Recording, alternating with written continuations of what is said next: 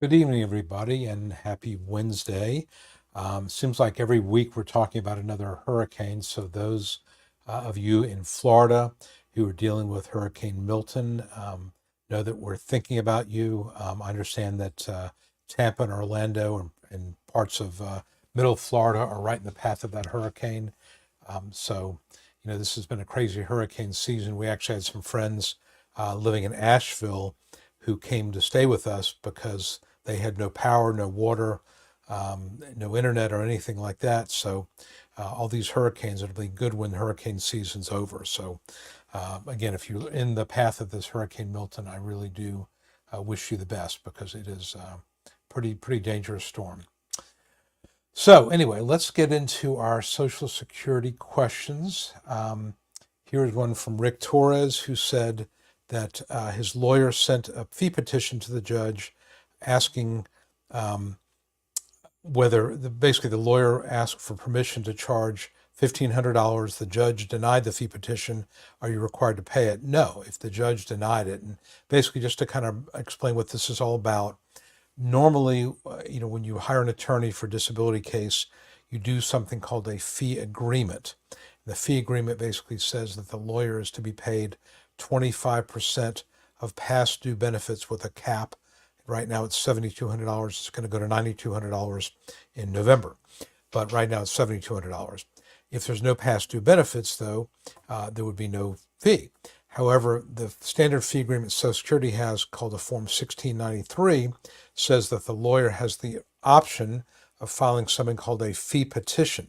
And usually when you see fee petitions, it would be a situation where, let's say you'd gone to a hearing, it was denied, your lawyer appealed to the appeals council or district court, you went back to another hearing, maybe that was denied. It's just a lot more work. And so the fee petition would be a way for a lawyer to get paid based on time beyond what is normal. When I say normal in quotes. Or there could be a situation, I've had this happen, where there's more than one lawyer filed a Form 1696 appointment of representative. Social Security will not approve fee agreements, therefore you have to file a fee petition. In theory, a lawyer can file a fee petition even if you lose. It's pretty rare. I've never done that. I've filed probably 7 or 8 fee petitions in the last 10 or 15 years, typically on cases where, again, there was 3 or 4 hearings, or the Social Security denied my fee agreement because there was another lawyer in there, or there was a mistake or something. But generally speaking, it's pretty rare. The problem, from my perspective, is that Social Security puts no effort into processing them, and they literally can take 5 or 6 years. I just got paid on a fee petition I filed in a case where my client's previous lawyer had died, and Social Security, the judge, denied my fee agreement because he said there was another lawyer on there. Well, obviously the other lawyer couldn't waive fees. He was dead. They didn't care. I had to file a fee petition. So 5 years later, I get paid. So that's why I don't take cases where I have to file fee petitions, because it's just too much effort, and you almost never get. I have several of them I can't get paid at all. So I don't mess with it. So in this situation, the lawyer, got an unfavorable decision. He filed the fee petition. The judge said no. That's the end of it. There's no, unless I guess there's possible appeal, but you don't pay.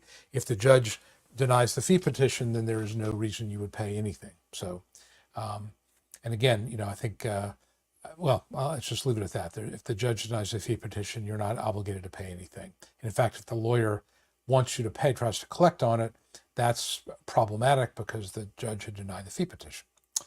Okay. Gary says, hey there, young man. I don't know who he's talking to, but I guess me. If I'm awarded SSDI when you pass, do your benefits carry over to your wife? No. Your benefits die with you, so don't die. But no, you do not get, your benefits do not carry over. There's a small death benefit, but your disability, just like your regular Social Security, stops upon death.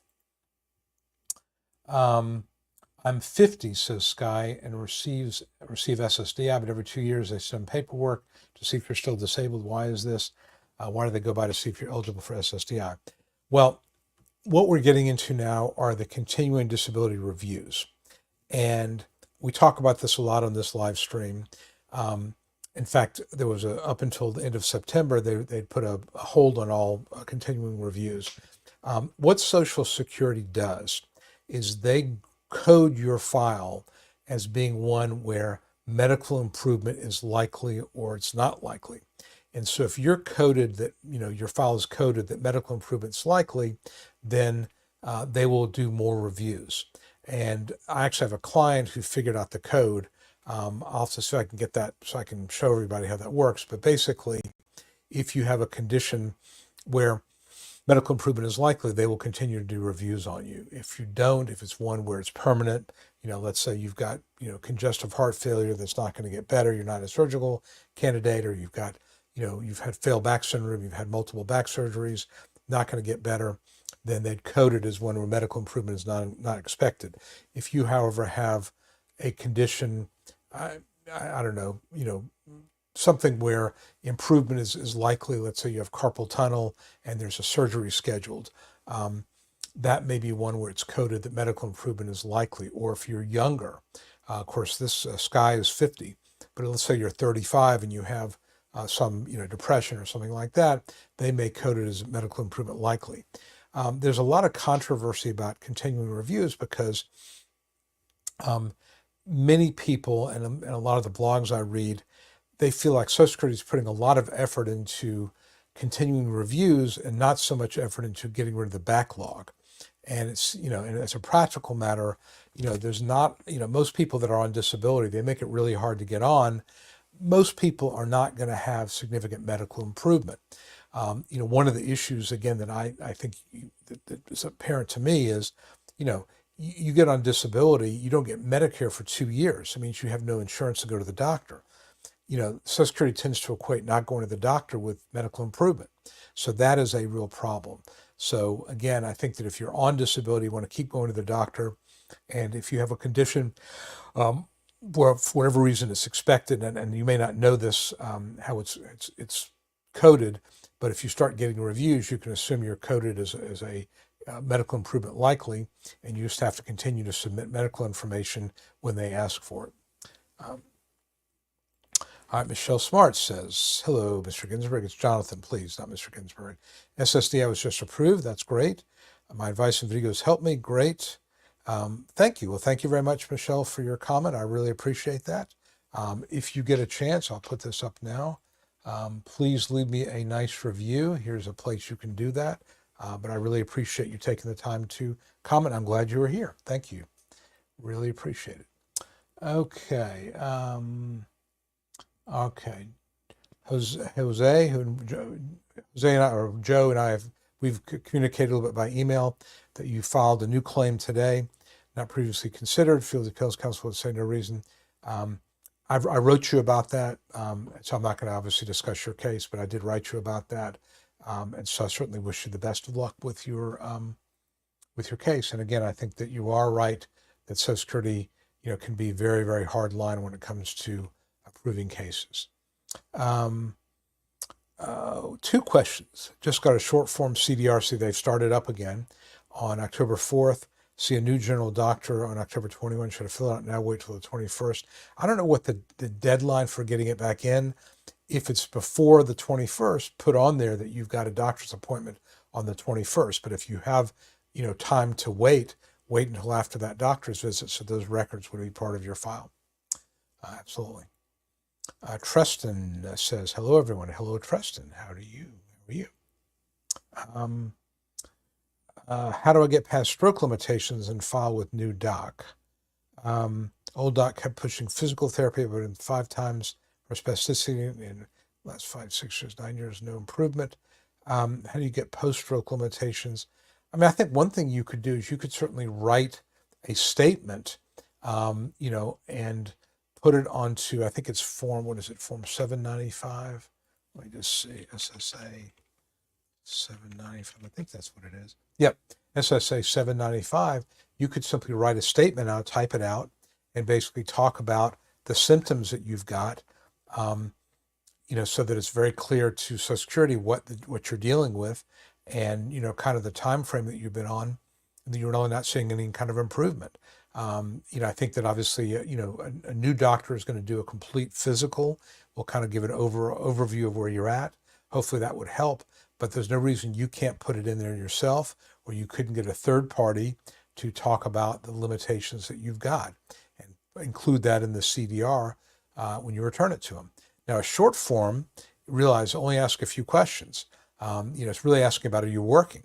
So if there's been no change and the doctor is saying there's no improvement likely, it probably won't be acted upon. So I wouldn't worry about it too much. But again, if your doctor does a new history, make sure to talk about all the impairments you're dealing with. And if you want to go ahead and write something on a Form 795, you can do that, or you can wait until they act on it. But realize 795, they're really looking for earnings. So if you've not been working and no medical improvement necessary, most of those are just processed as, no termination at all, no termination of benefits.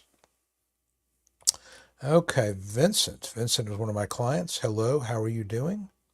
Trish, hello from East Tennessee. I wonder if you got hit by the last hurricane. I hope you didn't. Rodney is one of my regulars. Hello, Rodney. You're doing well.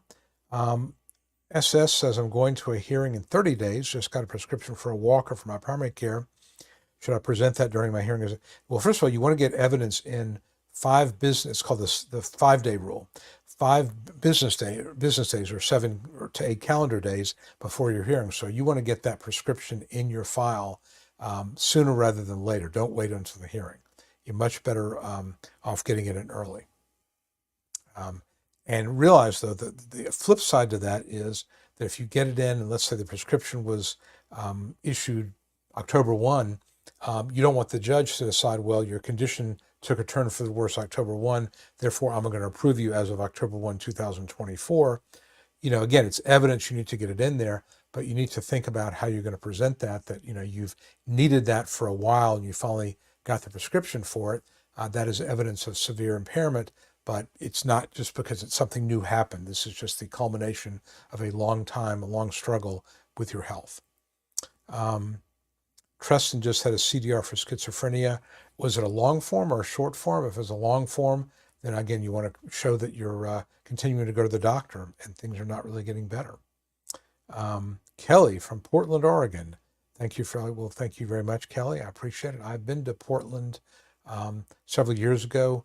We saw, we had some friends who were real into wine. I'm not into wine really at all. I mean, I'll have a glass of wine every, month or so, if that, but we had some friends who somehow pulled some strings and got us a tour of some wineries out there. Then we went into Portland and saw, had a chance to see that. There's some really beautiful land around there, waterfalls and so forth. So I've been to Portland. If I'm not mistaken, there's a really nice Japanese garden there. I took some nice pictures. I'm a kind of an amateur photographer, and so I remember that was kind of a neat time. That was my background of my screensaver for a long time. Okay, Ms. Bell. Question, I finally called Tennessee DDS, notified the rep, and I moved to Texas, belonging to this. Okay, so basically, Ms. Bell moved from Tennessee to Texas, and the online account doesn't show anything. Again, I'm not a huge believer those online accounts mean a whole heck of a lot. If you filed a change of address with Social Security, that will be reflected in Social Security's paperwork, internal paperwork, whether it gets to the online statement or whatever, I don't know. So, but I wouldn't worry about that too much. But again, as long as you, provided that information to them and it is acknowledged, then you should be okay as far as that's concerned. Although again, you know what, if you don't get an acknowledgement, send it in again. I think that, if you're not getting an acknowledgement that you changed your address, send it in again. If you have to send it in 3 or 4 times, and just, I would send it in, return receipt requested to make sure that you can prove they got it. Because if they send you something, you don't respond to it, you have proof that you did notify them of a change of address. Mark, how you doing, Mark? We are getting close. We are getting close. I hope the 8th inning, I hope that is right. Aaron, I did respond to you yesterday. So I did respond to you in detail yesterday. Check your email. Check your email.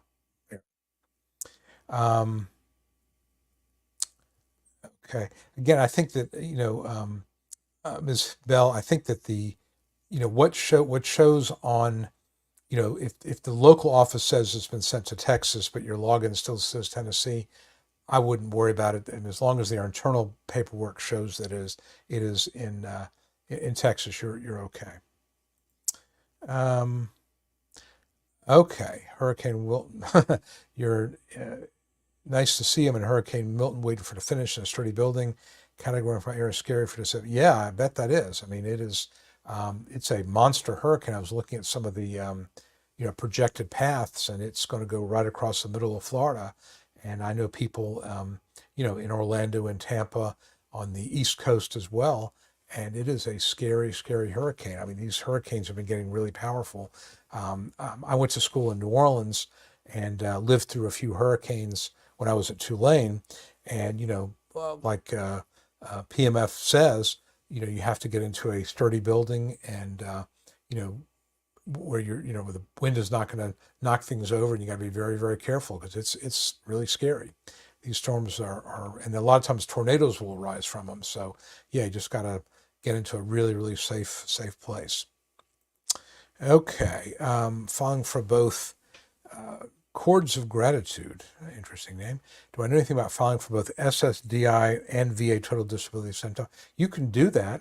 The two have very different standards as far as what it takes to be disabled by the VA versus disabled by Social Security. But I have many clients who are 100% disabled by the VA, and they still have to prove they're going to be disabled for Social Security purposes. The VA, the VA tends to do percentages, so it may start you out at 30% or 40%, and eventually you may get to 80% or 100%, and as you're at a certain point, you'll be deemed unemployable. You would think that would have a bearing on your Social Security case, but it really doesn't. They will take a look at it. In fact, I was looking at a decision today where the judge basically said, we're aware the VA granted this person 100% disability, but we're not bound by that. I have a hearing tomorrow where my client is 80% disabled by the VA and about 100% unemployable because of the nature of his conditions. And yes, that's a factor that will, if you're 100%, that will VA disabled, that will get you the hearing faster, but it's not binding. And it makes no sense to me why you have two federal agencies that are, have different standards for disability, but they do. All right, Terry says, my case got remanded by the Appeals Council. The judge didn't get my 3 doctors' RFC reports, and the weight, and they gave her special instructions. I have diabetes, foot pain, back pain, heart attack. Okay, so you know what we're talking about. A remand is where the Appeals Council, so realize you lose at a hearing, you file an appeal to what's called the Appeals Council in Falls Church, Virginia. And the Appeals Council are judges who are looking at the hearing decision and trying to make a decision, was there an error of law? In this situation, there were treating doctors who apparently made some comments about Terry's, what they call residual functional capacity or capacity to work, and the judge did not, explore that at all, did not talk about that in the decision. And that was a reversible error. If you have doctors who talk about your capacity, the judge has an obligation to consider that and to explain, how he considered that. So let's say the doctor said that you would have trouble walking upstairs, and it's not even mentioned in the hypothetical question the judge asked the vocational witness. That would be reversible error. The case is going to be sent back to the judge with specific instructions. Consider, these functional capacity evaluations by these doctors. Sometimes the Appeals Council or the district court will be basically sending a message to the judge, kind of wink, wink, go ahead and prove this case. Some judges pick up on that, others do not. But hopefully the judge in this situation will pick up on the fact that the Appeals Council felt like there were functional capacity evaluations that were enough to reverse the case. Then judge, you need to really consider that. Okay, Jim Tuski, another regular. Find out when you'll be meeting your attorney before the hearing. It's not ideal. It does happen sometimes. It's not ideal. You should be talking to your attorney, several days, several weeks. It really depends on the nature of your case. I'm not a big fan of doing it the day before. Have I done it the day before? I've had situations where I couldn't get a hold of a client, or my client was going through, had some surgery or something like that. But it's not ideal. At the very least, there should be some communication back and forth by email. But I'm not a big fan of the day before. No. So it's whether it's normal or not, I can't really say, but it's not ideal.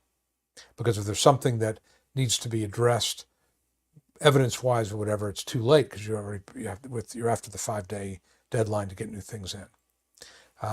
Lachina, chronic kidney disease and diabetes are not probable cause to get SSDI. My mom got denied. Again, I would tell you this. First of all, probable cause is more of a criminal law phrase, so I wouldn't use that. But the question is, having diabetes and chronic kidney disease, is that enough to get you approved for disability? My answer is that you don't get approved based on a diagnosis. The question is, how does a chronic kidney disease, how did the diabetes affect your mother's capacity for work? You could have stage 3 kidney disease, but be fully functional. You could have diabetes and take insulin and controls your blood sugar. So, having a condition, having a diagnosis does not make you disabled. I would say that having, chronic kidney disease, if it's serious, if you have diabetes that's not under control, logically that would give rise to limitations on your functioning. But what those limitations are needs to be really just discussed by the doctor and by the medical record, but the diagnosis alone would not be enough. 2 parts, NYC. What happens if you want to get married? Does it affect your SSI and SSDI income? Can someone buy a house on SSI and SSDI? I would tell you, generally speaking, SSI is going to be more of a problem than SSDI.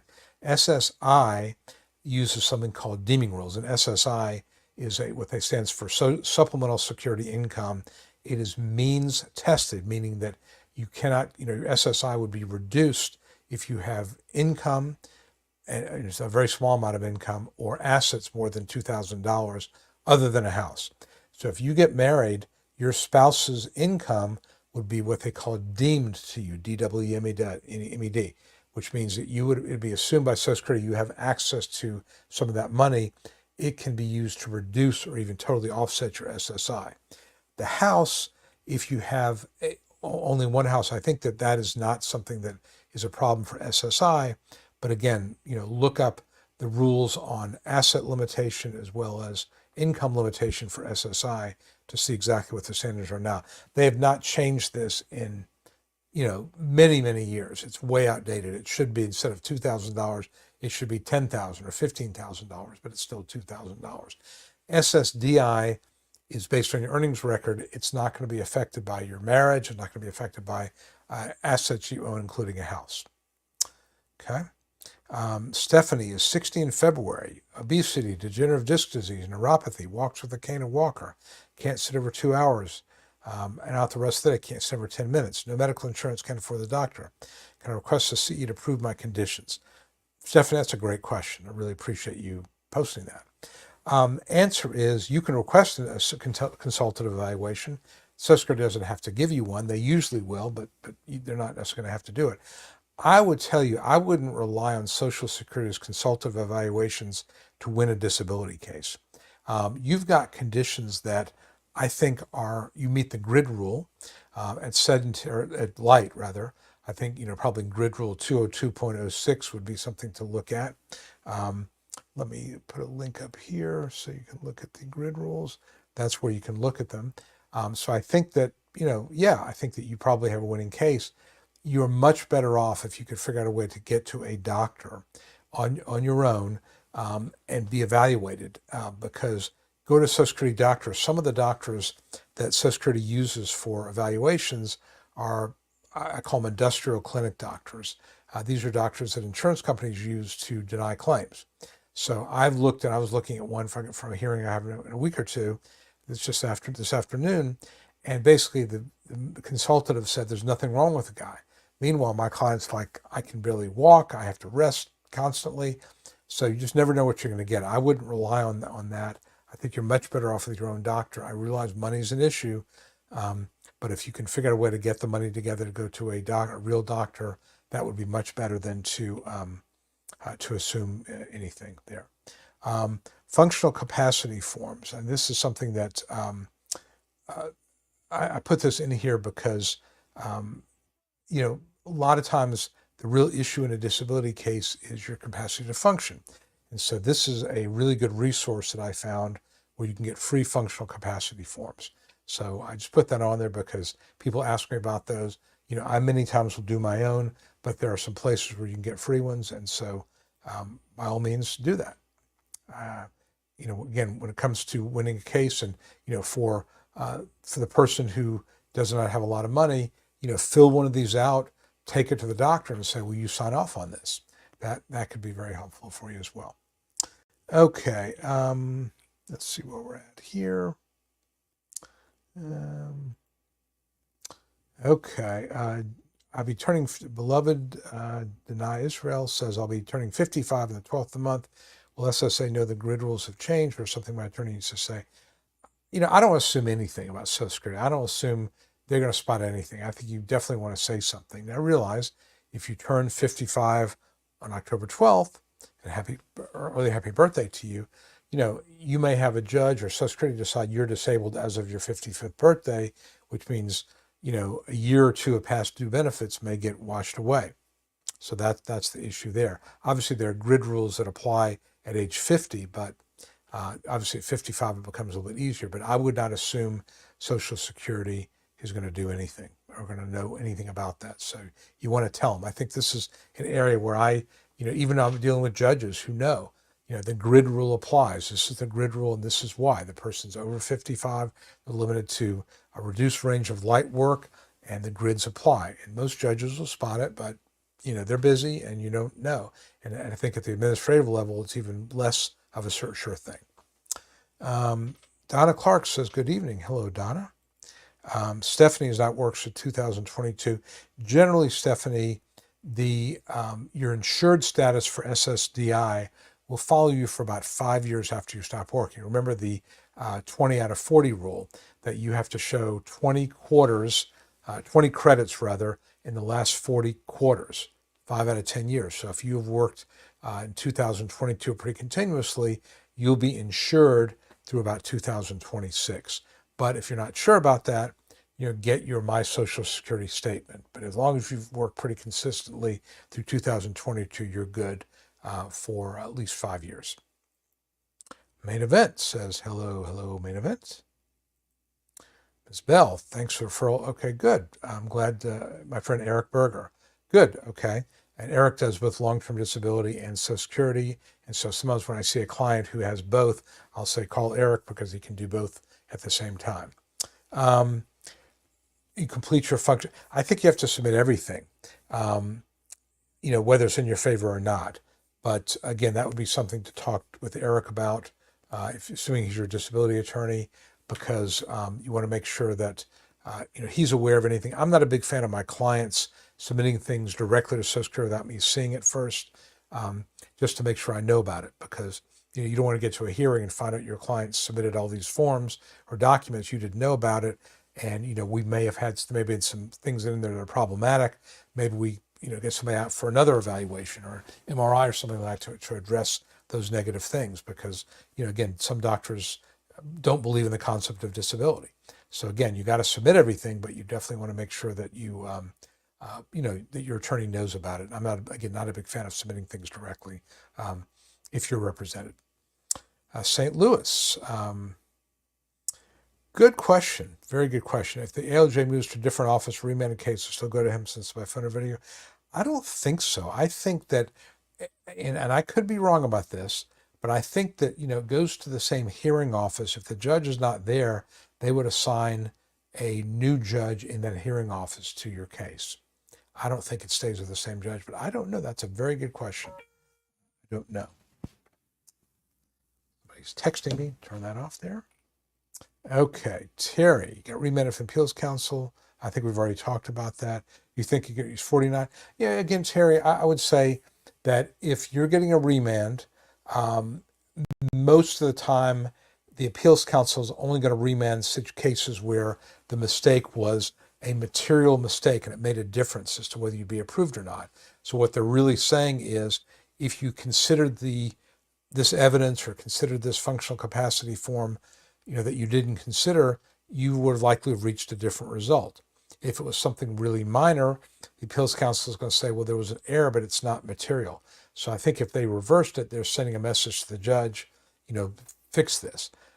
Again, some judges pick up on that. Some judges feel like I don't let the darn appeals council tell me what to do. It just depends on the judge. But most people, I think, most judges, they realize that the appeals council is sending it back saying, pay particular attention to this. They're going to pay particular attention to that. Is it better to filter from online? I like to do everything online if I can. I think because you mail it in, it's going to get lost, possibly. So I would do it online if you can. Gary, currently in LTD, if I don't get a decision by age 65, what do you do then? Well, I mean, at some point you'll be eligible for full retirement, which you can take, and then your Social Security will be basically a closed period for a lump sum. Now that would be something that I knew you'd ask about if you were to pass away, that if you were to pass away and you have a pending case for a closed period, or for benefits from X date to the date of death, then yes, your spouse could step in your shoes and pursue that. But if once you're on disability benefits and you die, those stop. But if you're pursuing them, your estate, your heirs can still pursue benefits. I've represented people several times who are deceased and their next of kin pursued it. I've got one right now, actually, where we can't find the wife. She's not responding to emails. I've looked around, I've checked, I've messaged her through Facebook. You know, the case is a viable case. Her late husband was disabled. She would get, 15, 20 grand. Can't get a hold of her. She won't respond to me. I try to explain, I'm not the government. I'm trying to help you, but what are you going to do? If a person in the St. Louis grid says, has a case from district court remand at the same time as a denial of a new claim, is it possible they get to do it? Yes. You would ask them to consolidate the two hearings, or the two cases into one. That's what I would do. I would ask Social Security to consolidate these two into one. And usually they will do that. All motor, digital hippie. I have a spinal fusion scheduled for 2 days after your hearing. Will Judge Arno take that in consideration? Yeah, I think she probably would. I think what you would want to do is make sure she knows prior to the hearing that you have a surgery scheduled. She might leave the record open for reports about whether that surgery was successful. Maybe it's open for 30 or 60 days. That would be something to talk to you about with your lawyer.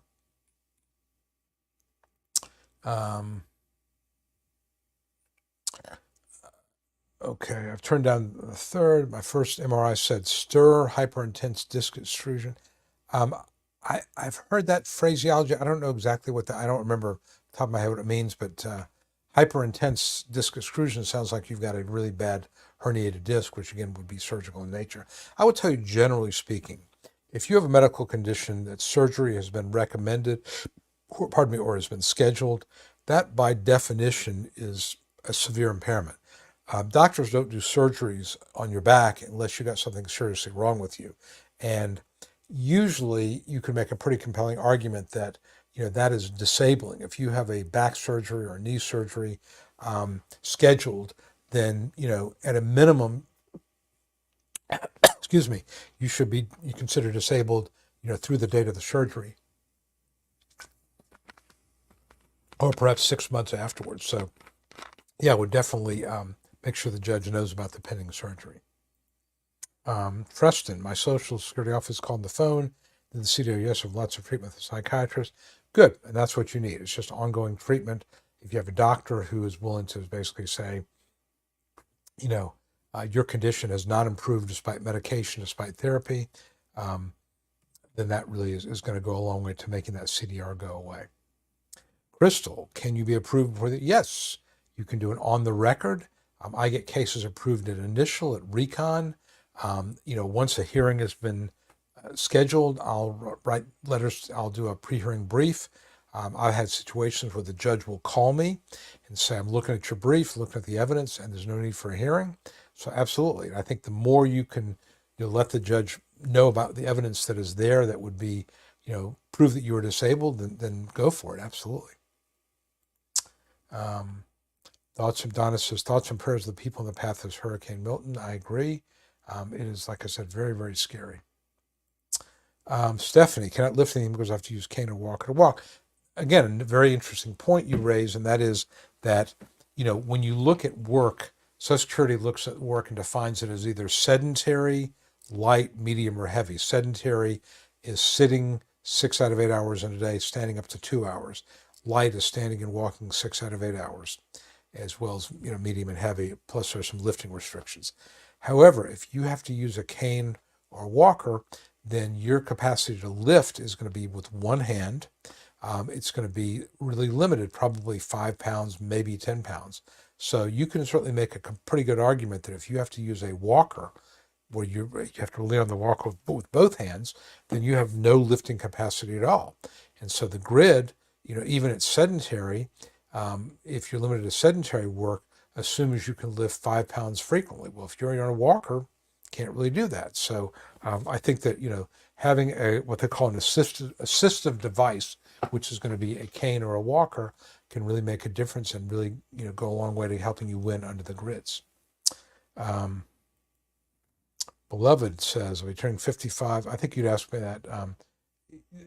They will know by virtue that it's in your record, but I think you want to tell them. Okay.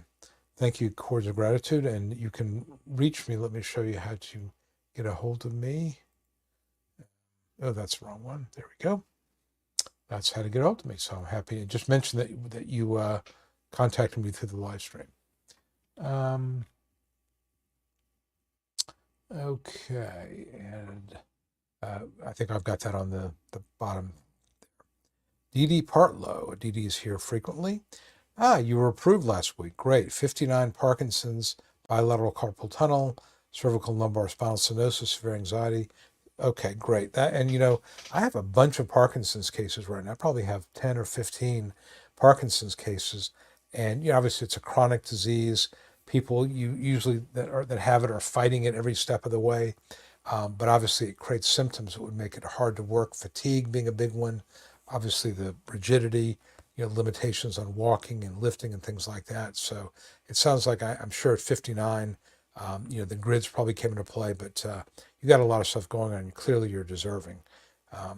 Actually, I was talking to a buddy of mine, another attorney. He made the point. He said that he had read that people who have a lot of digestive issues, gastrointestinal issues, are at a higher risk for Parkinson's.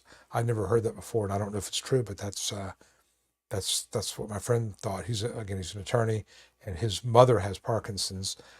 He told me his dad was in the Army, and so he was at Camp Lejeune for a couple of years where the water was contaminated. So he's in his early 60s. He's very concerned about, Parkinson's and things like that, because again, his mother has it, and he was exposed to the toxic water at Camp Lejeune. So, not a good situation. L. Brown says, continued treatments. I think that's generally speaking a good idea in anything. Okay. So there's a new video out. Some of my office put out a video, and I typically prepare the videos. I write up the comments and so forth, and somebody else will put them out, as they become available. So we just put one out about the difference between SSI and SSDI. People do ask about that a good bit. So that's the link to that video if you're interested. Or just go to the YouTube channel and search SSI versus SSDI. Gary, good. I'm glad that Jen and Iris have been helpful to you. I'm sure I will let them know. Jen probably will be here. Gary, I know you'd sent us a question about a week or so ago, and I know that Jen answered it. And I know, we try to answer all the questions of all of our clients. And I know, that you had some questions, and I'm glad they were able to answer it. Jen is in Nebraska. Iris is in Latin America. She's in Guatemala. She's actually a medical doctor, and she does a lot of medical review for me, as well as some other work on files. So I've got a good team. They're both very, very capable. Let's see. Terry says, your doctor's functional capacity evaluation, so you need to raise your foot about 45% of the day, then unscheduled breaks, miss two-thirds of the time, work a month, 2 to 3 days of work a month, walk like 2 hours a day. Yeah, those are significant limitations. If you got to keep your foot raised, that's going to be hard to perform a competitive job. If you're going to have to take unscheduled breaks, more often than what's normal, which is 15 minutes in the morning, 15 minutes in the afternoon. You're going to miss more than 1 day of work a month. Vocational witnesses will testify that is excessive. That will not allow you to maintain competitive employment. So that's a good sign there. Okay. No Sky says, good evening, viewers. Please like and subscribe. Thank you. Thank you, No Sky. I appreciate that. Title shows October 10th versus October 9th. My title, I don't know. Well, that is today. Well, today is what, the 9th? Oh, okay. Okay, well, anyway, I obviously made a mistake, so I thought I had done it correctly, but okay. Oh, okay, so No Sky is part of my team, and he corrected that. So, okay, very good. Raphael, good evening from Bridgeport, Connecticut. I presently receive SSDF, adopted child. Will that child be entitled to auxiliary benefits? I do not know. I don't know. I think so, but I don't know. Honestly, I just don't know. That's really a question. I wonder if Greg Brinkley could help you with that. Greg at gregbrinkley.org. I just don't know. That's a very good question. Thank you. Okay, well, my pleasure. I learn a lot from these live streams. I get some really interesting questions, like the one about, what happens if you adopt a child? Does that child get auxiliary benefits? I wouldn't have thought of that. So I learn things. These are topics for videos that I can get into. So I appreciate you all for asking such good questions. Thank you for all you do. It's for many. Yeah, it's. I enjoy doing it because I like to share what I know, and it is a confusing process. If you guys have not seen it, there is a absolutely crazy, hilarious video from John Oliver about Social Security, the whole Social Security system. If you get a chance, just type in John Oliver and Social Security disability. John Oliver is a comedian. He's British, and he has got a very irreverent take. It's a little spicy at places because his language and some of the stuff that he talks about is not, it's maybe it's not PG, it's maybe R-rated a little bit, but he hits the nail on the head about how absurd some of this stuff is. So, absolutely take a look at that if you get a chance. It's really, really funny. And I think it kind of hits home because some of the stuff he talks about just so absurd. And Social Security, the bureaucracy is so dysfunctional that people just get, really, treated very, very poorly. To be fair, I will tell you that the new commissioner, relatively new commissioner now, Commissioner O'Malley, has done a really good job of trying to address some of these problems. I think I told everybody before, I saw him speak at the NOSCR conference, trade group conference back in May. And he goes, this is like trying to turn a cruise ship because it's just really hard. A lot of, bureaucracy. There's not enough money. They don't have enough staff. But he's aware of some of the problems, and he interacts a lot with NOSCR, which is the trade group. And so he's hearing from people like me what the problems are. And I think that he's made some steps to try to improve them. So I give him credit. Again, a lot more to do, but at least we got somebody in there who cares. Whether he will be in there after, January, I don't know. What if you don't want two cases being consolidated, you get 2 bites of the apple? I think that what will happen is the first case will only cover a certain period of time. The second case, a second period of time. It'll be the same judge. So I think that you're better off kind of putting them together. In fact, the judge might, knowing that there's a second case, might even say, let's reset this to consider both at the same time. There's a concept called judicial economy, where judges don't like to hear the same case twice. So I don't know that you're going to benefit yourself by not combining them together. All right, so Nose Guy says, don't be shy, okay? Put your most pressing question in the chat. L, good evening. My favorite decision included 13,000 workers' comp offsets. Will I ever receive those funds? Where do they go if I don't? Okay, Social Security and workers' comp do not play well together. So if you have workers' comp, that offsets your Social Security. You'll never see that money. It's just basically an offset. It reduces your Social Security. It's not like it goes anyplace. You get your workers' comp money, but the Social Security, they just reduce it, so it doesn't go anywhere. It's just not payable to you. Okay, Kevin has good advice.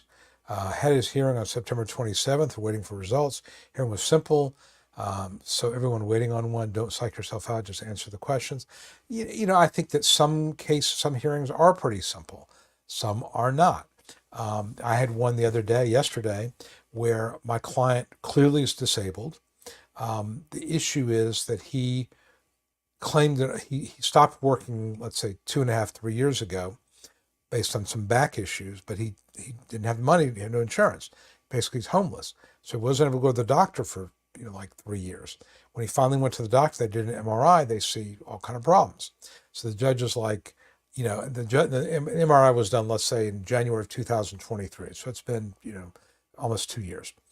But we're trying to go back to 2021. And the judge is like, well, how do I know he was disabled back in 2021 with the MRIs in 23? And of course, my response would be, and I asked the claimant that question, have you had new injuries? Something changed? No, it's just more of the same. You don't wake up one day and have a herniated disc, unless you know about some sort of an incident, some sort of a trauma. So my argument was, he testified that there was no trauma. It's just over time, wear and tear, working on cement floors, lifting, things like that. But the judge said to me at the end of the hearing, he meets the grid rule. He's going to get approved. The question in my mind is, am I going to approve him as of January of 23 or January of 21? 2 years of past due benefits, which could be, $30,000. I don't know what the judge will do, but, those are the sort of things that come up at hearings sometimes. But I would say that, hearings can be, if you have a nice judge, a reasonable judge, they can be pretty straightforward. You have a judge who's on a power trip, not so much. So, that's why it's important to kind of know about the judge.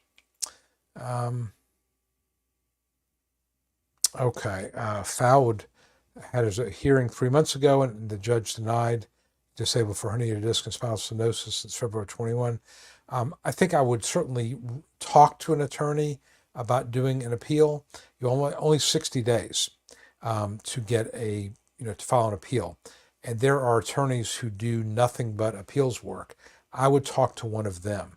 If you want to email me, I will give you some names of people who do appeals. One thing you will definitely need to do is get your ALJ decision, get it into a PDF, one PDF, not 15 JPEGs. It's got to be one readable PDF, and then you would send that to, again, there are a couple of people I work with, Carl Osterhout, Brian Konoski, are two that come to mind, and have them look at it and say there's enough here to pursue an appeal. You're going to lose time if you haven't reapplied. Let me talk about that for a second, because I have this pop up sometimes. You get denied at your hearing, and the question is, should I just reapply, or should I look to file an appeal? My answer is, you should always look to file an appeal, because if you just reapply, realize reapplying any medical evidence, any argument you've got prior to the date of the hearing decision, the unfavorable decision, is a, quote, thing decided. It's called res judicata is the legal term for it. So if you file, let's say you get a denial on September 30th of 2027, and then you reapply on October 5th of 2024. So September 30th, 24, you get your denial, you reapply on October 4th. Well, if you reapply on October 4th, anything before September 30th is considered a thing decided. A judge is not going to look at that evidence. They're going to want to know what has changed since the new onset date, which would be October 1, the day after the unfavorable decision. So what has changed?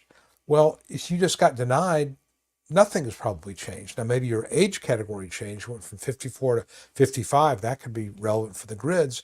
But, that's why, when people say, should I just refile? Like, well, if you refile, the question is going to be, what has changed? And if nothing has changed, you're going to get the same result. Sometimes, and you also have to be careful, has your date last insured run? Let's say that your date last insured, you filed, let's say your date last insured was August of 2024. You got a decision in September denying you, you reapply in October, you're not SSDI anymore because your onset date is going to be the day after your denial. That's 2-3 months after your date last insured, you're going to be only SSI, not SSDI. So you got to think about all those things. But generally speaking, if you get an unfavorable decision, have somebody look at it within the 60 days. Again, I'm always available. If you email me, I can get you a couple of names of people that do that. That's all they do. And I sometimes get involved in them and sometimes I don't, but I can certainly lead you in the right direction. But don't assume that reapplying means you're going to get another bite at the apple. Only as of the date after the day of the unfavorable decision. So within that 60 days, you want to take action.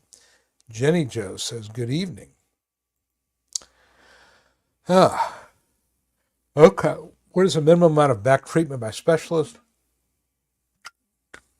for stenosis, bulging disc, nerve impingement, arthritis? There's no specific amount. I think you probably want to have a diagnostic test like an MRI, fairly recent. I think it's helpful if you have doctor's notes describing what they call conservative therapy. It could be rest, it could be physical therapy, it could be epidurals, it could be facet injections, that sort of thing. So I think you want to have a medical record that shows that your doctor is trying various forms of conservative non-operative therapy and, or pain management, maybe pain medications, and are you a surgical candidate? So I think that a judge, really, I'm looking from the perspective of a judge. Somebody comes in, they've got, an MRI that shows something specific. The judge is going to want to know, what do they want to do with that? Do they want to, try physical therapy and epidurals? Are they going right to surgery? Is the person not a surgical candidate? These are questions the judge will want to know. So you want to make sure the medical evidence does cover all that. If you can. So that, when you say a minimum amount, that's what I would tell you. Let's see here. Okay. Fowd says, you're going back to work, but for the past, use loan to survive. Again, if you file an appeal, then you'd be going for a lump sum. But I would certainly have somebody look at it. I would definitely have somebody look at it. And if you've gone back to work, then you could pursue a closed period, which again is many times easier for a judge to approve than an ongoing disability. Okay. Oh, pardon me. Now today I played 10. I had a match in the morning. I play with like an over 50 group on Wednesday morning sometimes. So I had a 2-set match, and then this afternoon somebody called me and said, you want to play again? So I played another 2 sets this afternoon. So I'm a little tired from that. The match this morning, we should have won. We did not win, but, not going to win them all. But we had some good points. It was on clay, and then the one this afternoon, just some friends of mine. And my buddy that we played together, we did not win either. It's kind of discouraging. Although if I play well, that's all you can do. I play doubles, and sometimes you can, your partner's just not hitting them well. So that's the way it goes. Christina says hello from California. Christina is one who's always telling people to like, comment, subscribe, which I really appreciate it. Stephanie says, you do not have insurance, applying for Medicaid. Should you wait to see if that goes through, go to the doctor, then apply? Should you apply to or should she apply now? Realize it could take up to 2 years. And they will send you to a consultative doctor. It's a judgment call. My feeling generally is apply sooner rather than later. Again, if you start going to the doctor tomorrow, it's not going to really probably be enough to win your case anyway. But I think if you think that, you're going to get the Medicaid at some point in the next 5 or 6 months, I'd probably tell you to go ahead and apply. Terry, the judge denied him, but appeals counsel remanded back. That's cool. Herc 100. gets a SSDI and works part-time. His daughter has mental illness, applied for SSI. He makes 1092 and gets 630 a month in SSDI, 943 how much. There's going to be an offset. I don't know how much that offset would be. It's just there's a calculation they do, and I don't deal with SSI cases enough to really be able to say, but there will be an offset. Not total, but there will be an offset. But if your daughter gets at least $1 of SSI, she'll get Medicaid. And that many times can be a big difference. Elliot, thank you, Elliot, for the $10. I really appreciate stuff like that because, again, I don't do this for, $10, $20, obviously. I do it because I want to do it. I like to share what I know, but I really appreciate the $10. And again, it'll buy me a sandwich at the local Italian deli, which I really like to, East 48th Street, if you happen to be in the Atlanta area. Really good. And they have a really good mozzarella and pesto sandwich, which I happen to like. Or they have a good chicken salad sandwich. So they got really good pizza. So, I don't go hungry, as you can probably tell. But I appreciate it. Michelle, auxiliary and retroactive benefits versus back pay. Okay. Auxiliary benefit. So let's back up. So when you get earnings credits, you have payments that go into your Social Security account. There is a calculation that they do, Social Security does, that looks at your earnings, the taxes you've paid, and what your benefit would be at early retirement at age 62, at full retirement and disability. Generally, disability and full retirement are about the same. There's also something called a family max. So if you have 2 children, then any benefits that they would be entitled to would be within that family max. If you have 15 children, they're going to get a lot less money because it's going to be the family max is going to tap them out.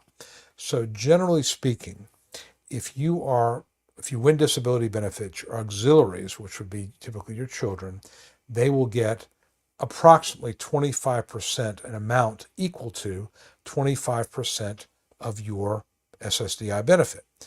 It could be a little less. It's probably not going to be more, but it could be a little bit less. If you have 15 children, they're not going to get 25%. They don't take 25% away from you. They're not going to get a payment equal to 25% of your benefit because there's 15 children. They may get 4 or 5% of what you get. So auxiliary benefits are what dependents get based on your earnings record, with the idea that you're on disability, your dependents need to be able to have money to cover those essentials. So that's what auxiliary benefits are. And generally speaking, it can be a spouse, it can be if they're disabled, if they not work. There's any number of types of people that can be auxiliaries, stepchildren, children, things like that. Usually it's going to be children. Okay. Retroactive benefits is what accrues, and retroactive benefits and back pay are the same thing. So if you apply for benefits, let's use a simple date, January 1, 2023. That was your date of application. And you allege you became disabled on January 1 of 2022, year before. All right. There's a 5-month waiting period. So going back to the January of 22 of your onset date, you don't get paid January through May, the first 5 months. If your onset date was January 2nd, then you wouldn't get paid, and your payment would not begin until June. They only count full months. So after the 5-month waiting period runs, you become eligible, and again, and I know this is confusing, you can only get paid up to 1 year prior to the date you file. So if you have filed and you became disabled within a year of that filing date, those benefits accrue as if you were approved back 2 years ago. So people think, well, I only get 1 year past due benefits, 1 year from date of application. So if you've been waiting for 3 years and you allege an onset date going back a year prior to that, you might have 3.5, 4 years of retroactive benefits.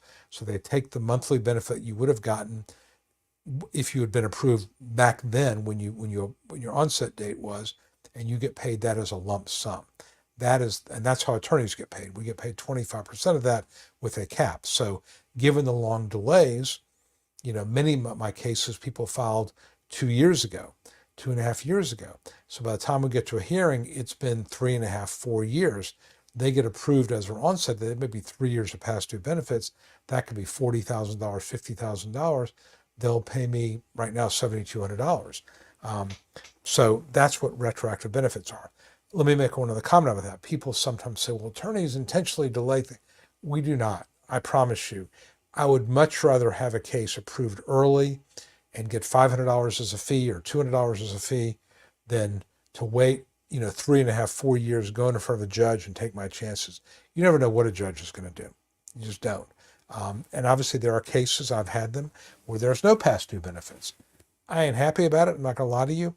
But what I tell my client is, look, you were approved, they changed the onset date, or you were approved very early, or you had a compassionate allowance level case, write me a nice review. To a certain degree, it's a numbers game. So yeah, I would like to get paid for my work. It doesn't always happen. Sometimes I get unfavorable decisions. So, past due benefits, we have an obligation as attorneys to be zealous advocates for our clients, which means that we have to do everything we possibly can to win their case, regardless of any fee that may come to us. And that's what you do. That's what attorneys do. So, but retroactive benefits basically is what's come due, what's been accruing, what's been building up since the onset date is how that works. Okay, Elliot, who was nice enough to give us $10, appreciate it. He was diagnosed with cerebellar ataxia back in July, but out of work. Fortunately, New York State disability does not pay much. I was wondering how long does the process take? Again, with a serious condition like that, it may take 7, 8, 9 months. But if they deny you, you have to appeal it. I always tell people, best case scenario, 8, 9 months. Worst case where they deny you, got to go to a hearing, 2 years. So it could be anywhere from 8, 9 months to 2 years. But if you have a condition that is disabling, it meets a listing, meets a compassionate allowance, or produces symptoms that are so severe that there's no way you could possibly work, then you want to make sure that the Social Security knows about that early on, so you can make an argument that you should be approved early on. And when I do applications, I always look to see, do I have an argument for a grid rule? Do I have an argument for a listing? Do I have an argument that my client's condition is so severe? And I'll put that in the remarks section of the application, because why not? Try to get approved early. Would it hurt me if you file for unemployment? I don't think so. That's a very good question, Elliot, because unemployment, you're basically saying I'm ready, willing, and able to work, or maybe the better way to put this is I'm ready, willing, and able to try to work. So I don't happen to think that unemployment is going to be, a bar to pursuing disability. I think if you file for unemployment, just be prepared to testify at your hearing if you get there, that you are willing to try to work. But medically, you're not a doctor, but you're willing to try to work. But I think, if unemployment's a sure thing, go for that. And I have not had in years had a judge deny a client because he took unemployment. I mean, it just doesn't happen anymore, at least from my experience. Dagerdeek, I was denied Social Security. My condition was severe enough to be considered disabled. Well, they, initial and recon, they deny people all the time. That's why you appeal. And so, you get denied at initial, you file an appeal called a request for reconsideration. You get denied there, you file a request for hearing. So just because you're denied doesn't mean you're not disabled. It means that you got to keep fighting. Ooh, sorry. Wow. Okay. Should an attorney with the appeal? Yeah, I would talk to an attorney. Yeah, I would talk to an attorney and see if you find an attorney that believes that you have a strong grounds for appeal. And let's talk about that a little bit, because I know that, I sometimes have people email me or appear on the live stream and say, well, I reached out to you and you said I couldn't help you. Realize attorneys get paid a percentage of past due benefits. We only get paid if we win. And there are certain cases, I will tell you, that are just really, really hard to win. And a fibromyalgia case by a male fibromyalgia case, very hard to win. A 25-year-old with mild depression, really hard to win. So, they don't pay us anymore for the more difficult cases. So what that means is that, I'm only going to take cases where I think there's a reasonable chance at winning. Because otherwise I'll go out of business. I have to pay my staff, and I can't take cases. I can't spend 2.5 years on a case and try a case when there's no chance of winning. So for at least for me, I kind of know what I'm looking for and what it's going to take to win. And younger claimants, people in their 20s and 30s, unless they got something really, really seriously wrong, I'm probably not going to take it because it's just too hard to win. And I just know that. Other attorneys or disability reps may have different, they may see it differently. So if I can't take it, I'll say, here, call this person, because they may look at it differently. Let's see about having a fusion of C3, C6, pension back possible lung cancer. Yeah, I think, Gary, that's an added complication. And again, that's something that is going to add to the limitations you might have in terms of being able to work. I'm sorry you got that diagnosis, but I think the back issue is enough, quite frankly, to win. But the lung cancer diagnosis is going to, again, limit you. Let's just think about the practical implications. Number one, you're probably going to have to avoid dusty, pulmonary irritants. So jobs that require you to be in dusty environments, those are going to be out. Extremes of heat or cold, those are going to be out. If you're on chemo or radiation, that could create fatigue, that could create nausea. Those are all the practical implications of that. So I think that when you add that to your really severe back problems, I think it's a pretty significant chance of winning. Does a disability pension produce the amount of SSDI? Generally not. I think that there's the FERS, the Federal Employee Retirement System, that can reduce Social Security, but most private pensions, no. There's we can get a free case evaluation. Okay. So a printed list of several years of FMLA absences be used? Absolutely, because that is evidence of your not being as reliable. And even though if I'm a medical leave, you're allowed to take leave without pay, for vocational purposes, vocational witnesses will say in general, if you're going to miss more than 1 day of work per month, then you are disabled, because no employer is going to tolerate that. So absolutely get that printout, submit that as evidence.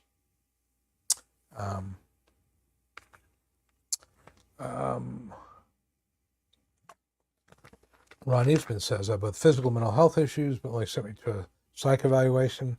Why not a physical exam? It's really up to the adjudicator as to where they send you. And, you can request a physical exam, but they don't have to do it. I will tell you that my experience is psych exams are going to get you much better, more likely to find something helpful to you. The physical consultatives usually are pretty useless, so I wouldn't be too upset about that.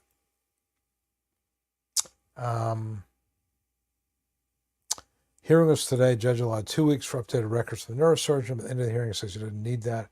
That's a good sign, because the judge is saying, I don't need those records. It means he feels there's enough to approve you. So I would say that's a good sign. Rajul, how long do you have to wait for court hearing to be seen by a judge in Connecticut? It just depends on how busy the hearing office is. I don't know there was some statistics we looked at last week. I don't remember that Connecticut was too terrible, maybe 8 or 9 months. But it just depends on how busy they are. But usually I would say 5 to 9 months is pretty typical. If you work part-time, as long as your earnings are below SGA, $1,550 a month in 2024, I think most judges realize when you have to wait 2.5 years, there may be situations where you have to get a part-time job. So I don't think it hurts you as much, but if your earnings are over SGA, over that 1,550, that's a problem. But I don't think it's going to otherwise be an issue. Christina, our #1 fan, that's correct. Herc says, thank you, Herc. In my experience, what's the language of a reverse decision? What does that mean? Is it another hearing or approval? Unless you're saying it was a reversal, or a remand. I mean, usually appeals counsel or district court will do a remand. I've never heard of the term reverse decision. They can, under the appeals council, can reverse the decision. I'll say this. When you get a remand, it will say that the ALJ's decision is reversed and sent back to the ALJ for another hearing on remand. So maybe you're already part of that. The reversal means that they're basically saying the unfavorable is now back in play. That's what that's really saying, I think. How far to go? You can get paid up to 1 year prior to your date of application.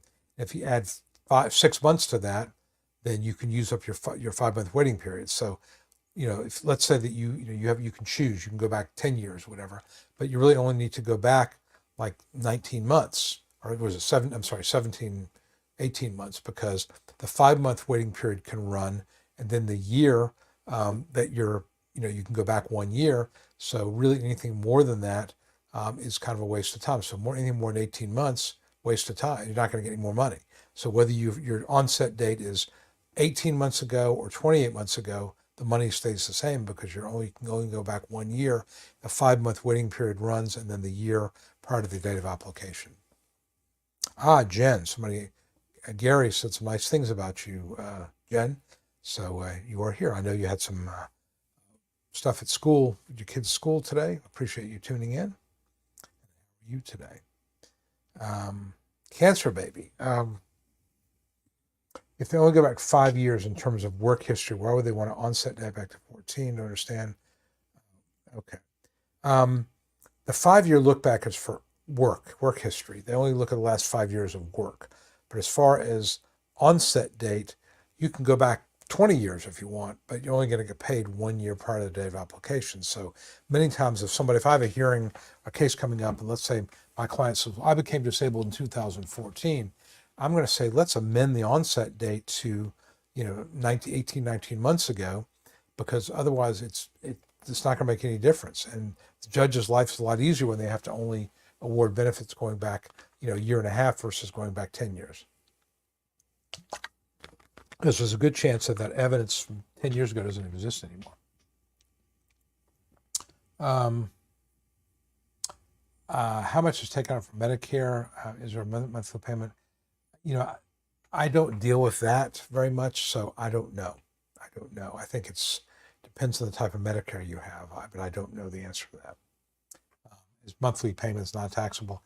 Again, if you look up taxation of SSDI benefits, that will give you, Social Security's got a web page about that, and it talks about the percentage, the amount of money that is going to be tax-free versus what's taxable. Christina, don't forget to leave a 5. Yes, please do. Please do leave a 5-star review. That would be very helpful. We really appreciate that because that helps me grow my practice. Pain into passion. Federal level. Not sure what you're talking about. Let me see if I can go back there.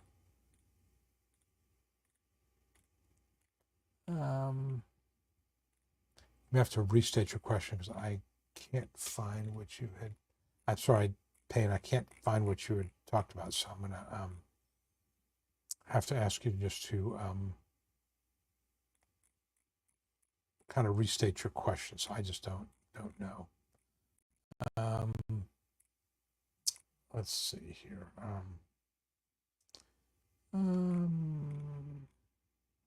Okay. How far do they go back? Again, if you win, you can get paid no more than 1 year prior to the date of application. All right, Jen, I'm not sure if this is old or not. Oh yeah, I think I already said hello to you. Okay. All right, if I'm 4 liters of continuous oxygen, or they've seen that. If you're on oxygen, that's a listing level case, probably compassionate allowance. You need to make sure they know that. You need to make sure they know it. You're 59, and that's a winning case. You should be approved forthwith.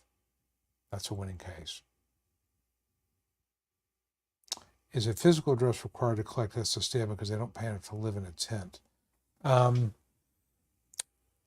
would tell you get a bank account, do direct deposit. If you need to get a mailing address like a mailbox in Moore or PO box, you can do that. But have your payments paid directly into the bank. That is much, much better way to go. Okay, so Vincent, yes, get those records sent to me. Yes, please do that. I think you told me you had a bunch of records. I don't think I've seen those, so get them to me. Carrie Berry had a CAT scan that showed mild disc space narrowing, C7 maybe. I don't think there's a C8. And I'm over 55 will meet the grid rules. Well, look, mild degenerative disc space narrowing is probably not that severe. So that's probably not going to be enough, because you've got to show that if you're over 55, you got to show you're limited to at least light work. But to show that you can't do light work, you got to have something. But mild degenerative disc space narrowing is probably not enough to limit you to no more than light work. I think you need something else. Who do you think is better for SSDI, the Republicans or the Democrats? I will say in general, I mean, when Donald Trump was in office, he had a commissioner of Social Security who was not very popular. Now, whether that was Andrew Saul, and whether that was because he was Trump's nominee or whether because he was just not very good, I don't know. I've been doing this a long time, and I can't say that I've noticed a whole heck of a lot of difference.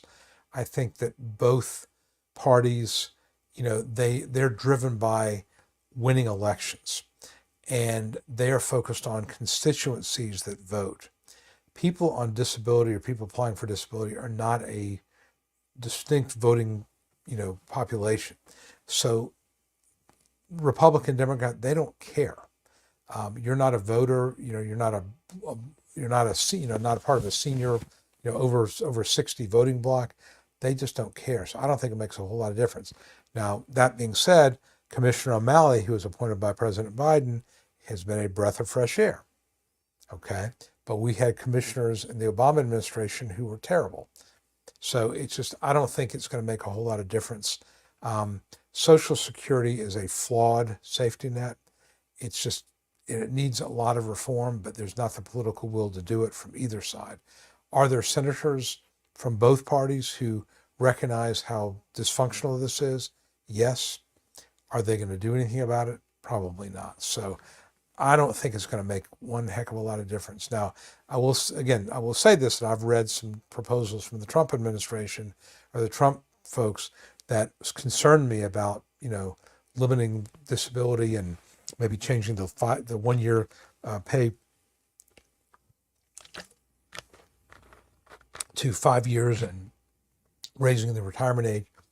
So, again, whether any of that stuff would get through, I don't know. But as a practical matter, nothing changed under Trump, and nothing really positive has changed under Obama. I think Commissioner O'Malley has done some positive changes. So I'll leave it at that.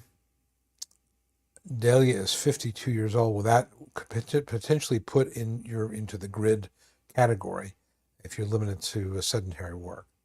Gary, thank you, Gary. I appreciate that. And again, everybody, yes, please be safe if you are in Hurricane Milton's path.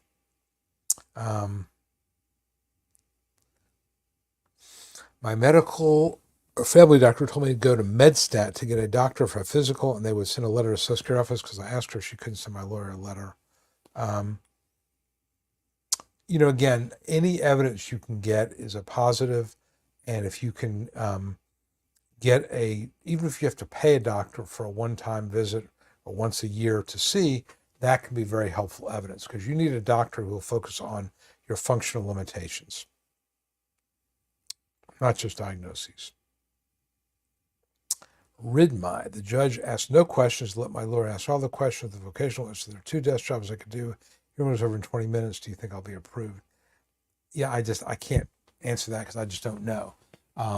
If the vocational witness said there are 2 jobs you could do, that's not positive. But, if there are other questions, there were no jobs. Because realize sometimes what a judge will do is he'll say, well, the state agency limitations are X.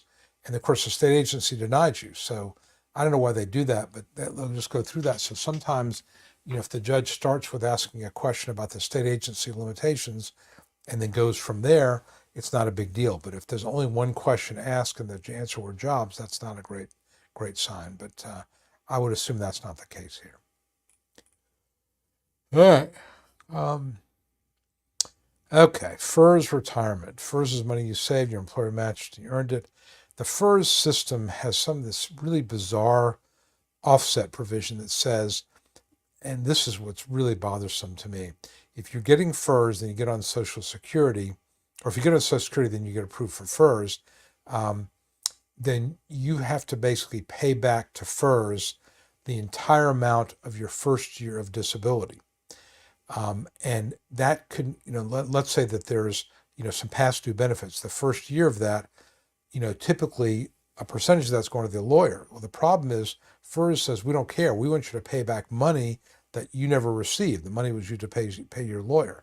The second year of eligibility for benefits, they ask for 60% repayment, kind of like a long-term disability company. So the problem is that first year, you're going to be asked to pay back money that you never saw in your hand because it was paid to the attorney. That's why this FERS offset is so troublesome to me. Now, again, in a practical matter, if it's going to take 2 or 3 years and you've got to pass the benefits 2 or 3 years, then you'll have the money to do that. But to me, it's really unfair to ask people to pay back money that they never received. Long-term disability companies do not do that. But that's how that works.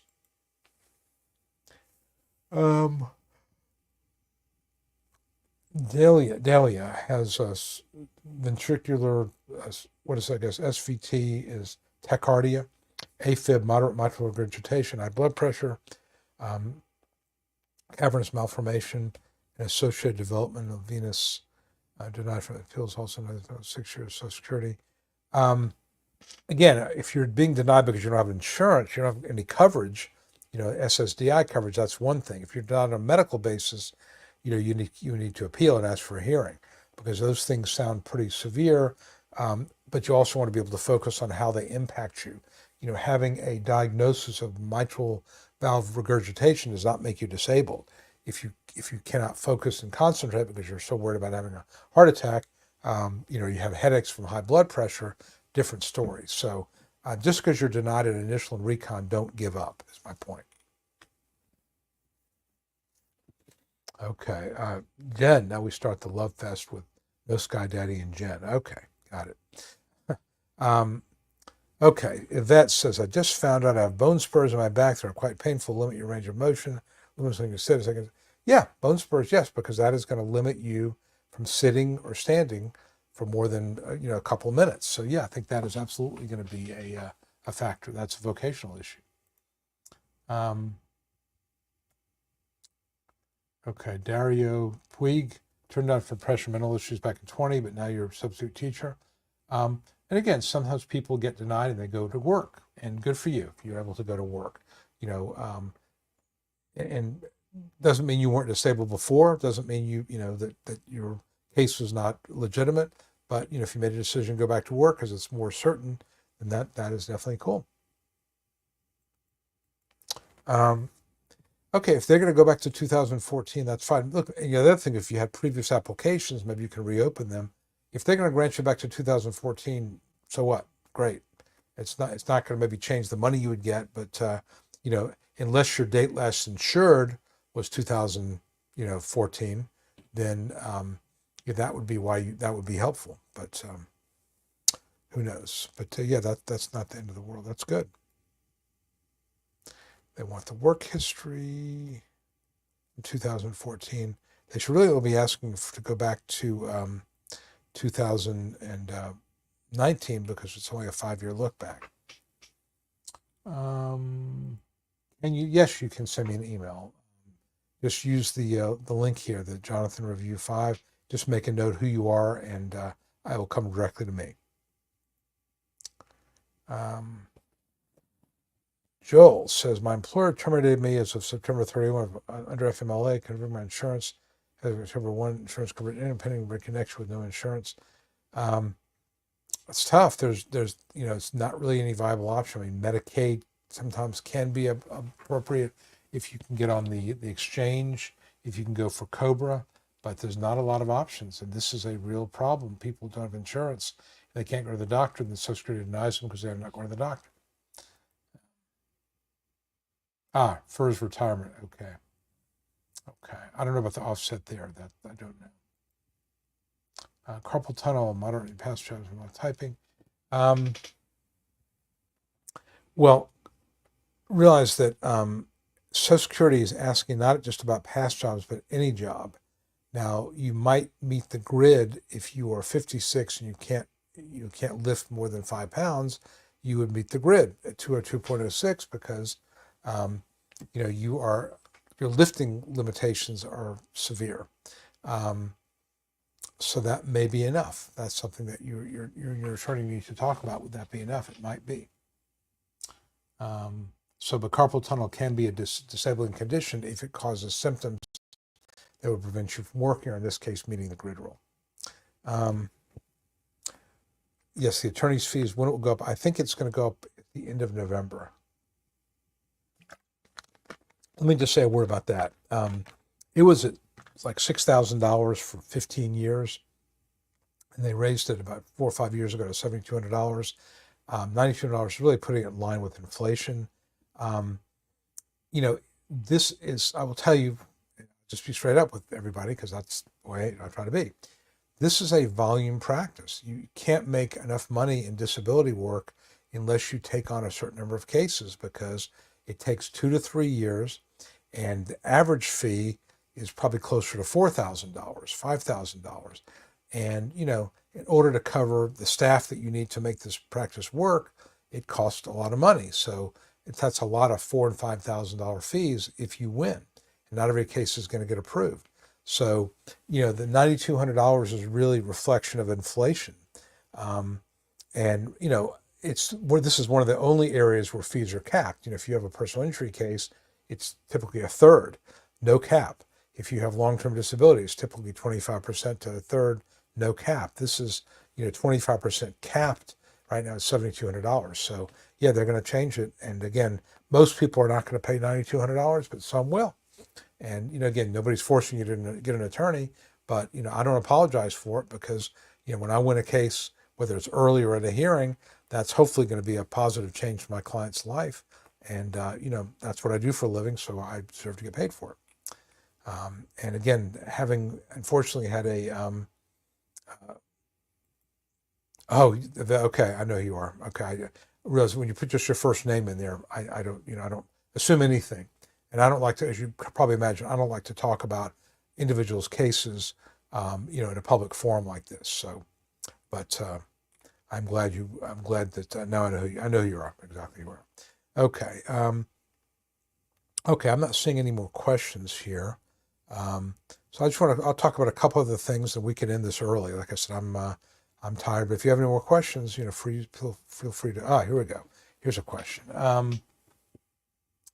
Michelle, I have mental and medical issues. The reconsideration, how is step 4? Qualifies as non-medical goes.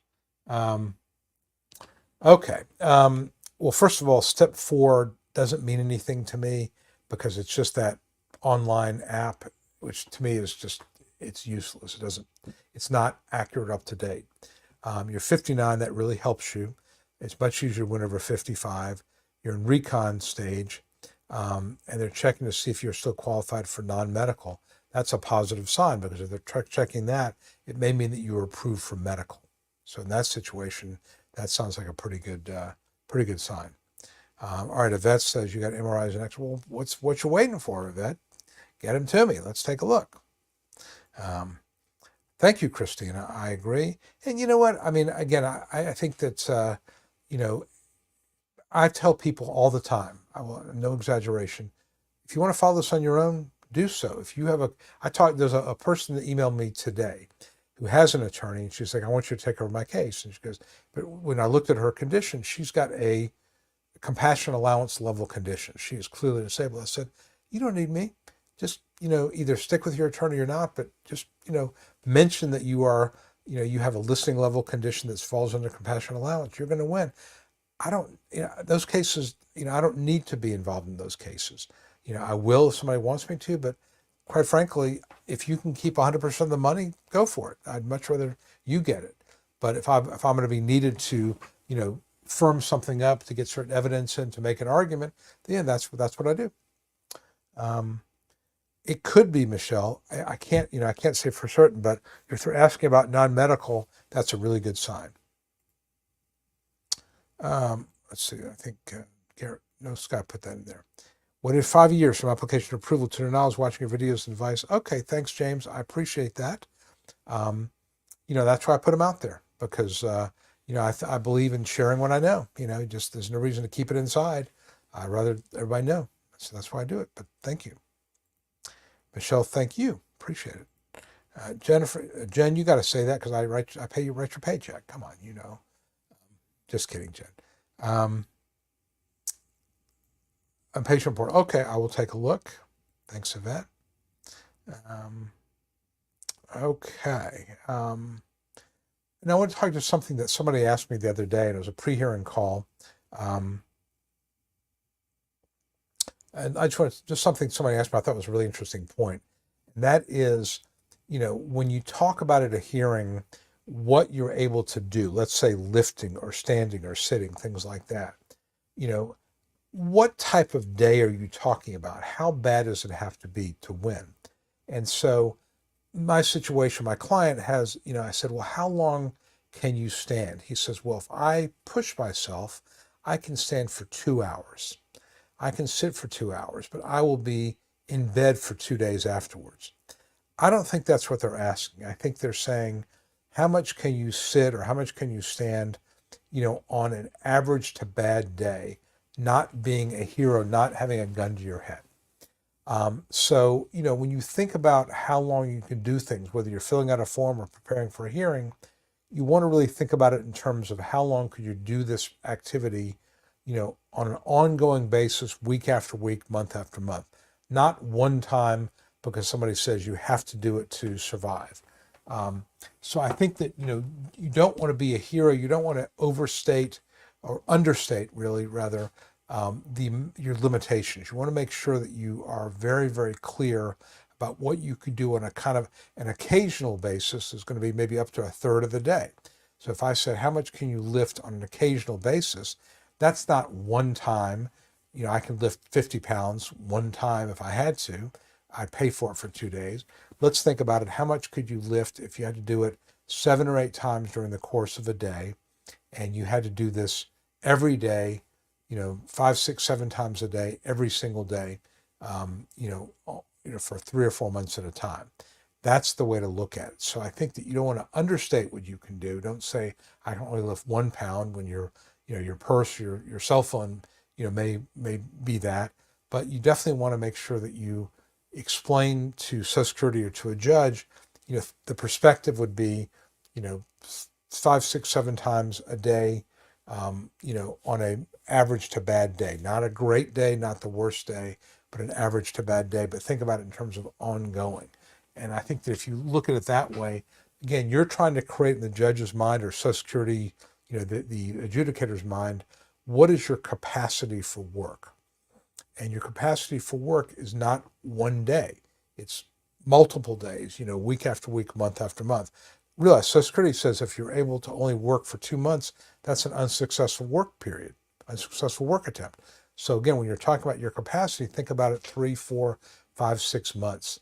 And so don't understate it, don't overstate it, but people tend to understate it more, especially men who don't want to be, perceived as being complainers or whiners, and they have a high pain threshold. That's not what we're talking about. We're talking about not being a hero. Okay, are attorneys that are only free if they win doing a good job? Thank you. Well, first of all, we're not free. Let me disabuse everybody of that. No fee unless you win is not free. It basically means that we only get paid if we win. So on one side of that, that means that an attorney like me, I'm only going to take a case that I feel comfortable there's a decent chance at winning. I may believe you're disabled. You're 35 years old and you have, carpal tunnel and fibromyalgia. I may believe you're disabled, but I know that's going to be a really hard case to win. I'm probably not going to take it. Not because I don't believe in you, but because I can't take cases unless I feel like they are viable and available to win. So yeah, I'm only going to take cases that I think are likely to be approved. And obviously, when I take a case on a contingency fee, it means that I'm taking a risk that I could lose. That things aren't going to go well. I may get paid nothing. So, if an attorney, let's take me out of it, an attorney takes your case on a contingency, which everybody does in this area, then that attorney is saying to you, I think you have a winning case. I'm willing to, number one, wait on getting paid, not asking for upfront cost. And number two, I'm willing to take a risk, join you in the risk that, we may go through 2.5 years of this and get zero. So that's how I would answer that, but it's not free. I think contingency fee does not mean free. And I think that, there's an attorney in this region, I'll just put the Southeast region, who advertises a lot on buses, on TV, and he's got this whole thing, attorneys are free unless we win. That's wrong. You're not. Nothing's free. There's no free lunches in life, folks. I got to tell you. Sorry to break the news. There's nothing free in life, but you won't have to pay if you don't win. But again, that means the attorney's only going to take cases where he thinks it's likely to get paid. Okay. Main Event says, great informative video. Thank you, Main Event. I'm glad you found it useful. Larry is still in the recon stage. It could take 8, 9, 10 months. Okay. Joel would rather be occupied and getting better. Worries now that an MRI is scheduled for my lower back L1. I think if you can possibly work, you should. And you always want to go with the idea, I'd much rather be working or getting better than being on disability. Okay. Can somebody hire you out of your pocket? People sometimes email me and ask me to review their paperwork for a flat sum. Technically, there's some debate about this, but generally speaking, if I'm an attorney working on a disability case, I'm supposed to notify Social Security and sign a 1696 appointment of rep form.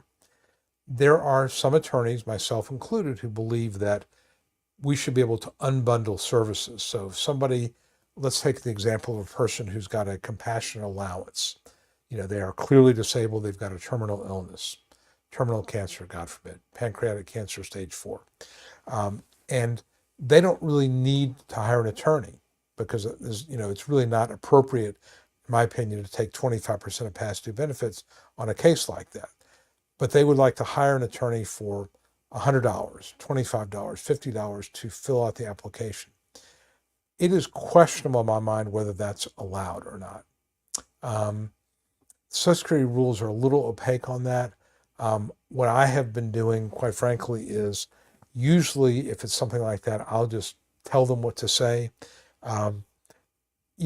Every once in a while, somebody will contact me about doing something unbundled. I have done that, a couple of times, but it's not something that I just don't know whether that's appropriate or something Social Security allows. I'm very picky about whether I will do that or not because I just don't want to get into trouble with them.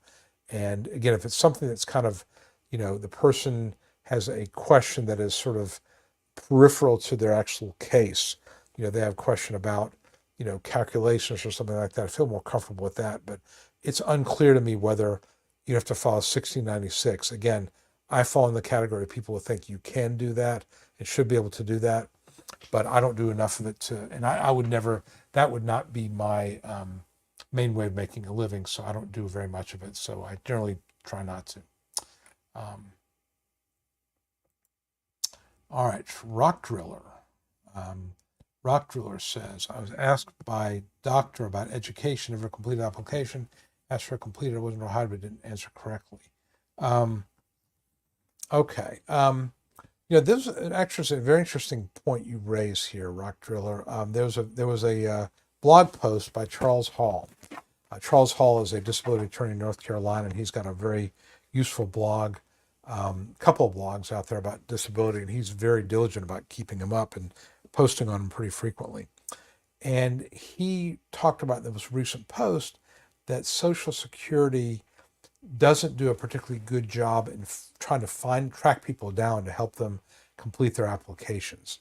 And that, they get busy. And so some people in Social Security feel like, well, I'm going to make a couple efforts, I'm going to stop.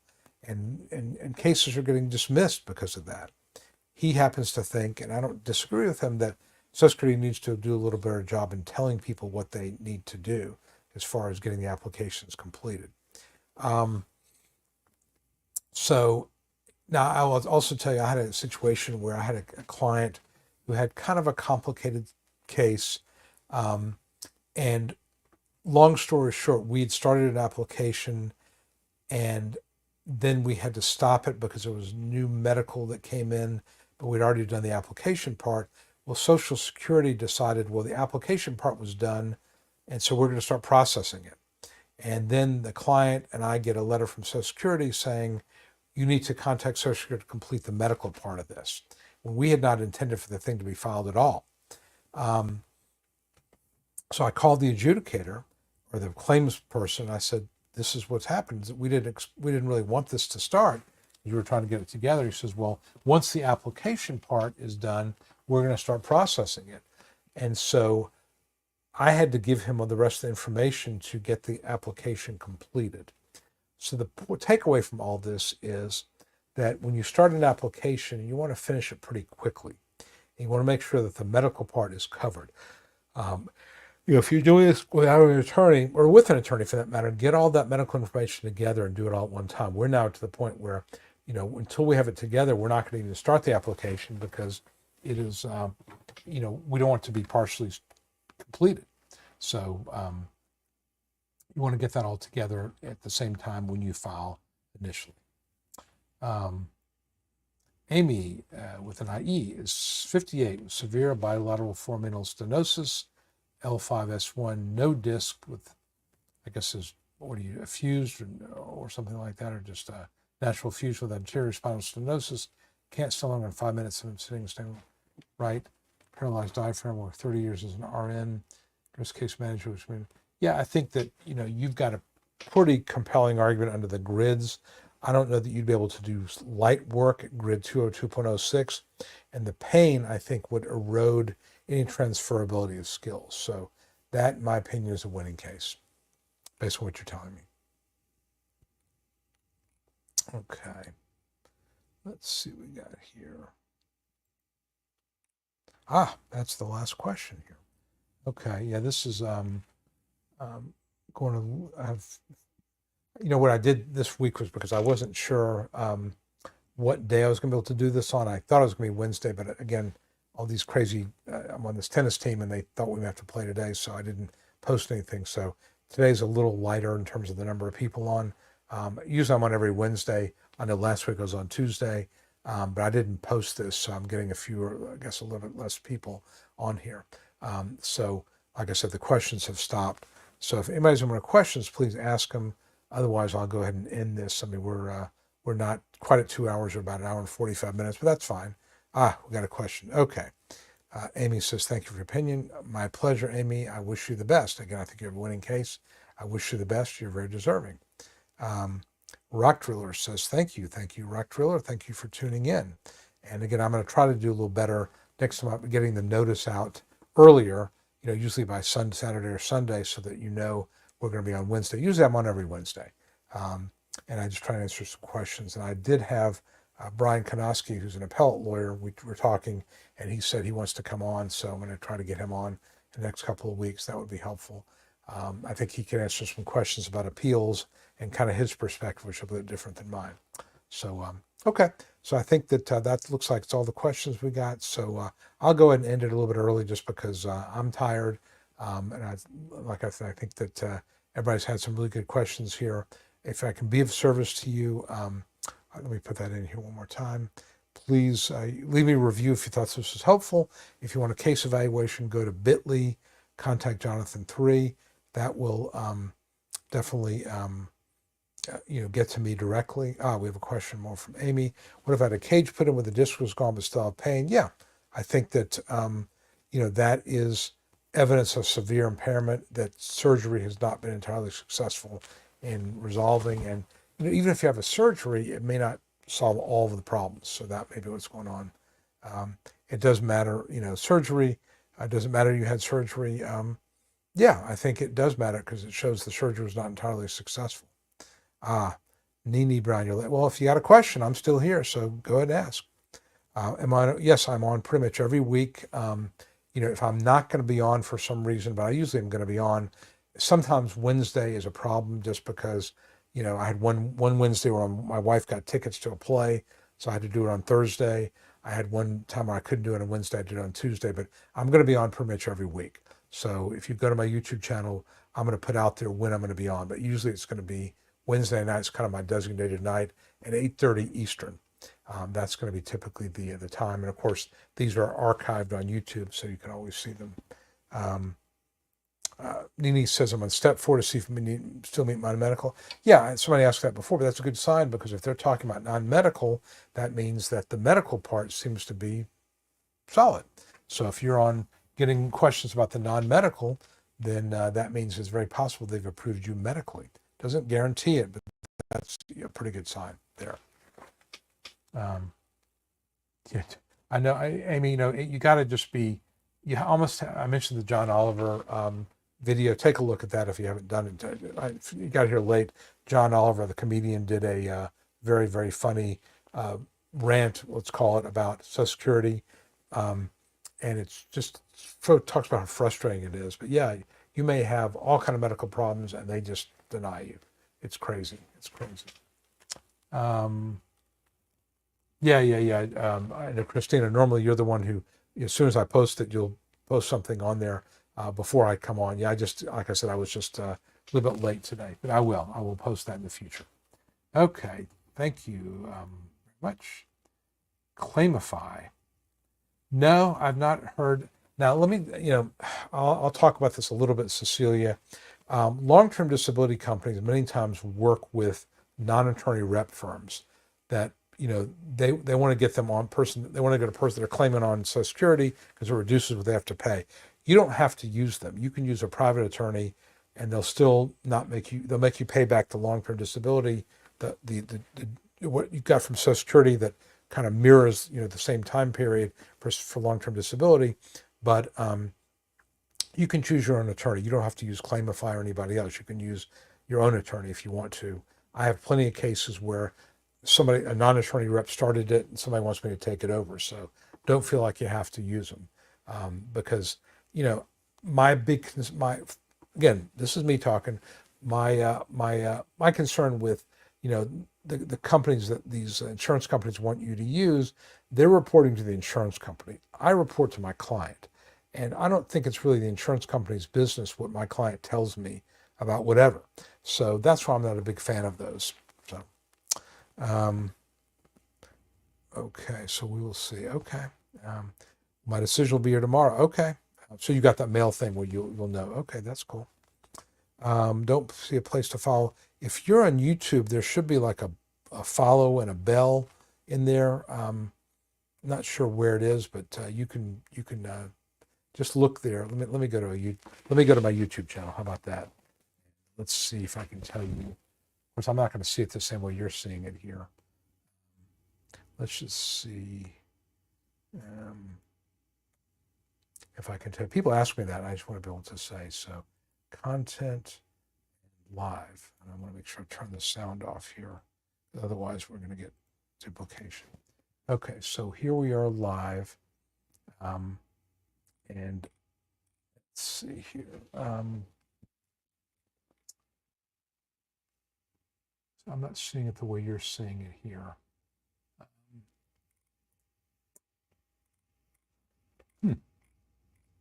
Somebody maybe can help us. I don't know where you see where you would see it as far as the subscribe button. Let's see if it's. Let me just check there and see it's.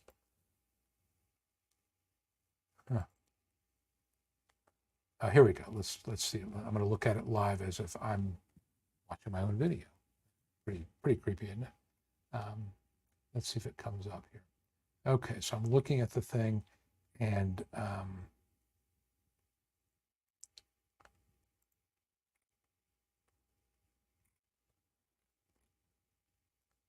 right, so somebody will have to tell me. I don't know. That's a very good question. How you?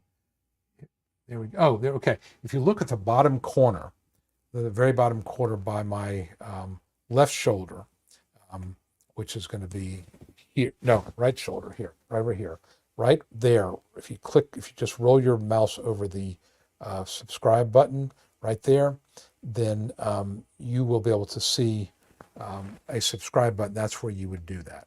That's how you do it. Okay. This is kind of weird because it's a few second delay, so can't remember. Gotta see which is live. Okay. Thank you, Christina. I really appreciate that. Thanks, Cecilia. I need knee replacement or a piece of weight for weight loss. Surgeon best option. Again, I think that it's evidence of a significant problem that you're not eligible yet for surgery. But, and you're on Facebook. Okay. Look it up on YouTube. It's probably going to do it on Facebook, but I don't know. But if you look it up on YouTube, that's where you can subscribe. Just go to, Ginsberg SSD or just type in Jonathan Ginsberg Social Security, and you can see how you can subscribe to it. And click the bell so you know you're getting reminders. Everyone, okay, yes, please leave me a review. That's great. I know how to join YouTube, join us on Facebook, just not the subscribe button. Okay, great. Thank you, Amy. I appreciate that. Let's see, on Facebook, going to YouTube. Okay. It's just a little bell. Yeah, I know it could be a little much. I'm going to see if there's any way I've got to look at that. It's funny. I don't look at these live streams from the perspective of a viewer. I'm looking at it because I'm seeing myself in my software here. So don't see it the way you're seeing it. But anyway, like I said, I think we're kind of at the end here.